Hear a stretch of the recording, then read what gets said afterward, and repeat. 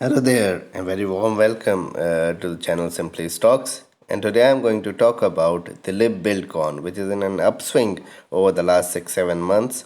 So let's understand whether you should invest in this stock or whether you should avoid it. So let's get started. First of all, a disclaimer that this is not a stock recommendation. People taking any position to any share that I talk about should do that with their own due diligence and research. And I'm not in favor or against any company that I talk about. Now about Dilip buildcon, it was established in 1987 and they provide infrastructure solutions, claims to be the largest and fastest growing road company and develops major roads, transportation networks, deals in roads, highways, metros, mining, urban development, etc. Gets major government projects as well. If you look at the financials, then these are the Q2 performance, and the profit dropped sharply on the back of high interest costs, where sales were up 15%. But you see that the profits dropped by 50%, and the interest cost keeps on getting higher. High promoter and institutional holding with 9% free float, but there is promoter pledging in there, so that is what we need to be careful. Return on equity of 20% and operating profit margin of 21% is pretty good. That means execution on the ground is going on and the company looks fine, but there are issues with the company that I'll discuss later on in this presentation. If you look at the performance of the stock, then stock made a high of around 1200, 1180, 1200 in 2018 January.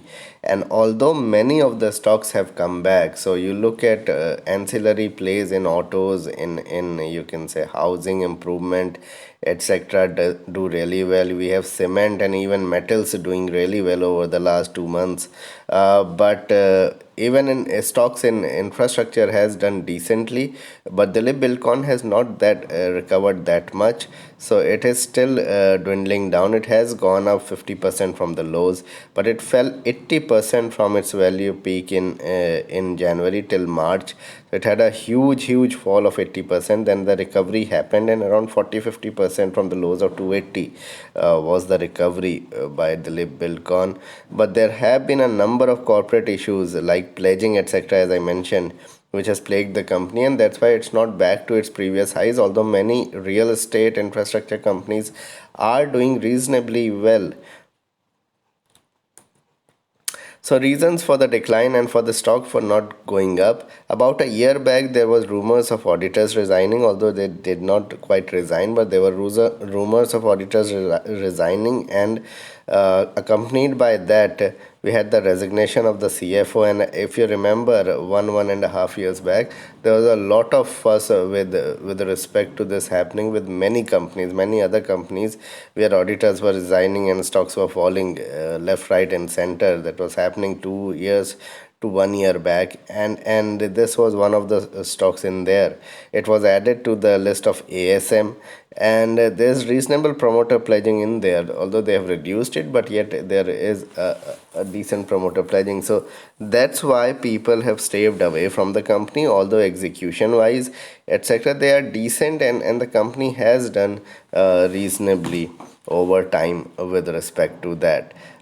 There's concerns on margins and executions because we don't know how this sector would work out. This is not into real estate or building houses, which is a slightly better sector, but this is into infrastructure, and this is into a sector which requires a lot of gestation period, which requires a lot of time for the execution to be completed, and then afterwards for you can say people to sorry, the company to get in the money, etc. So that is why people stayed away from the company, and right now the stock isn't quite flying as other companies are in the market.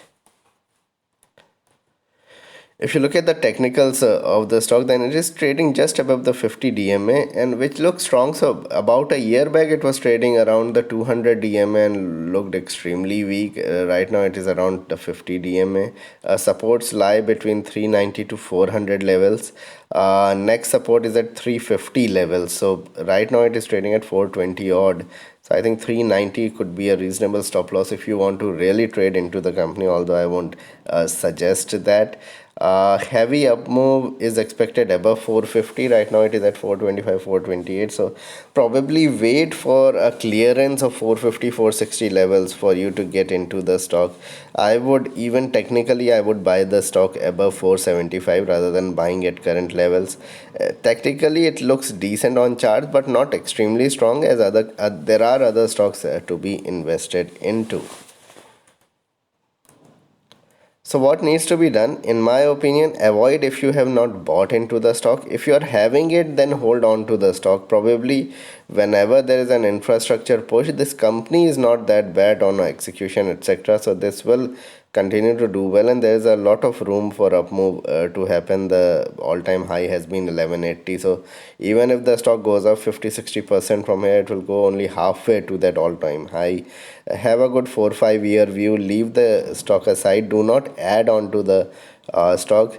Remember that corporate governance take a lot of time to heal, and that is what my concern was even 1 year back when I probably said that it is a better sell as a company.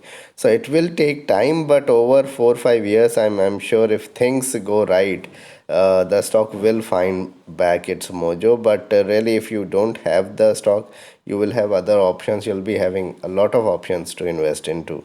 Have less than 5% exposure into such stocks. So this was my video on the buildcon. Please like and subscribe my channel and hit the bell icon so that you can get my videos straight away when I post it. Thanks a lot for watching.